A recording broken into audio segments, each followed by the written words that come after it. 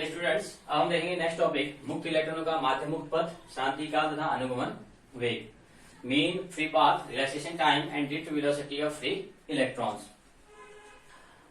अब drift velocity और इन topic से पहले हम देखते हैं कि मुक्त इलेक्ट्रॉन होते क्या है।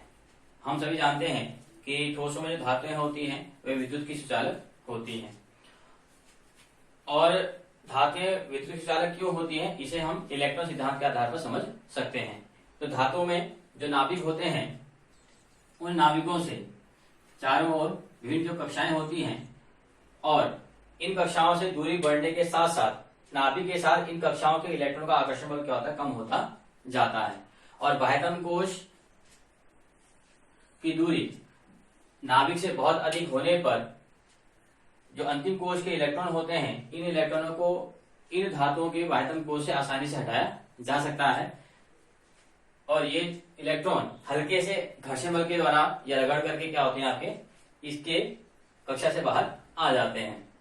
और इन कक्षाओं में घूमने वाले जो इलेक्ट्रॉन होते हैं वे अयुग्मित इलेक्ट्रॉन होते हैं। अगर हम सोडियम धातु को देखें तो सोडियम धातु Na, इसका परमाणु क्रमांक 11 है, यानी कि 2 8 1। तो बाह्यतम कोश में इसमें केवल क्या होता है, एक ही इलेक्ट्रॉन होता है, और बाह्यतम कोश चूंकि पूर्णतः भरा हुआ नहीं होता है, इसलिए नाभिक और इस कक्षा के मध्य आकर्षण बल बहुत कम होता है। इस वजह से यह इलेक्ट्रॉन क्या होते हैं, अनियमित रूप से गति करते रहते हैं। और यही जो बाह्यतम कोश के इलेक्ट्रॉन होते हैं जो मुक्त रूप से गति करते रहते हैं, इन इलेक्ट्रॉनों को हम मुक्त इलेक्ट्रॉन या फ्री इलेक्ट्रॉन कहते हैं। और किसी भी धातु में यही मुक्त इलेक्ट्रॉन उस धातु में विद्युत धारा के चालन के लिए उत्तरदायी होते हैं।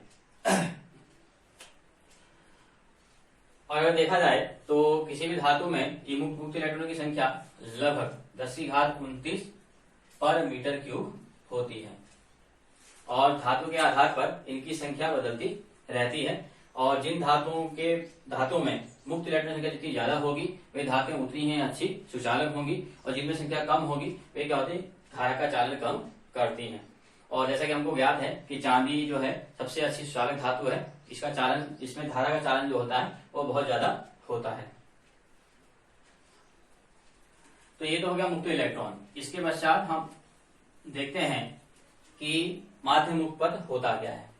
अब देखिए, धातु में जो मुक्त इलेक्ट्रॉन होते हैं वे एक बंद बर्तन में भरे हुए गैस के अणु की भांति व्यवहार करते रहते हैं। अतः चूंकि ये गैस के अणु की भांति व्यवहार करते हैं, इसलिए हम इनके समूह को या इन इलेक्ट्रॉनों को इलेक्ट्रॉन गैस कह देते हैं। ये इलेक्ट्रॉन धातु के स्थिर आयनों के बीच के खाली स्थान में उच्च ऊष्म वेग, और जो वेग यानी कि होता है 10⁵ मीटर पर सेकेंड, तो ये जो इलेक्ट्रॉन होते हैं ये इस वेग से उसके अंदर अनियमित रूप से गति करते रहते हैं परमाणु के भीतर। और इस कारण से यह जो इलेक्ट्रॉन है ये धातु आयन से बारंबार टकराते रहते हैं, और टकराने के पश्चात ये इनकी जो गति होती है वो अनियमित रूप से क्या होती है, बदलती रहती है। यानी कि फिक्स, अगर धातु आयन से टकराते हैं ये इलेक्ट्रॉन तो इनकी दिशा एकदम से बदल जाती है। और किसी भी दो इलेक्ट्रॉनों की टक्करों के बीच, माना दो इलेक्ट्रॉन टकराते हैं, तो इनके टक्कर के बीच का जो पथ होता है या दूरी जिसे हम कहते हैं, इस दूरी को हम उसका माध्य मुक्त पथ कहते हैं, और इसे हम लैम्डा से प्रदर्शित करते हैं। किन्हीं भी दो इलेक्ट्रॉनों के टक्कर के बीच के जो दूरी होती है उसको हम मुक्त पथ कहते हैं। और इसी प्रकार से अगर हम हर एक इलेक्ट्रॉन के लिए इस मुक्त पथ को ज्ञात करते रहें तो वह कहलाएगा माध्य मुक्त पथ। और इन टक्करों के बीच यानी कि दो इलेक्ट्रॉन जब टकराने वाले होते हैं तो उनके बीच टकराने में जो समय होता है उस समय को हम शांति काल यानी कि रिलैक्सेशन टाइम टाउ कहते हैं, जिसे टाउ से प्रदर्शित करते हैं। और माध्य मुक्त पथ को हम लैम्डा से प्रदर्शित करते हैं। और जो शांति काल होता है, शांति काल रिलैक्सेशन टाइम,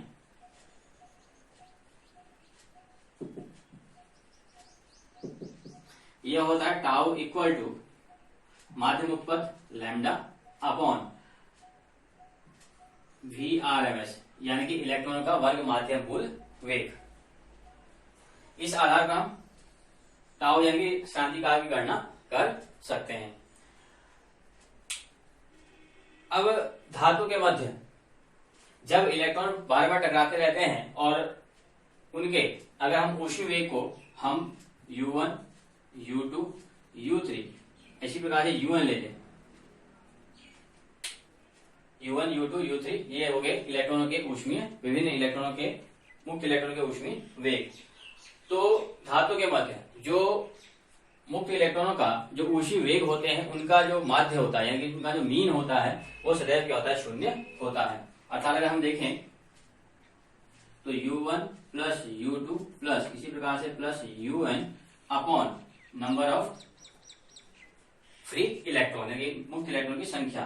तो इसमें अगर हम माध्य निकालेंगे ऊष्मीय वेगों का तो ऊष्मीय वेगों का माध्य क्या आएगा, सदैव शून्य आता है। और जब हम धातु के मध्य